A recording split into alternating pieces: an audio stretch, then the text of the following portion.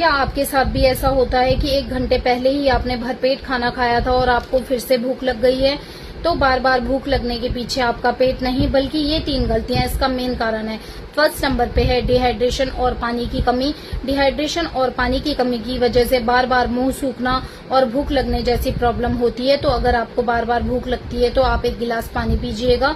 Second number पे protein और fibre की कमी।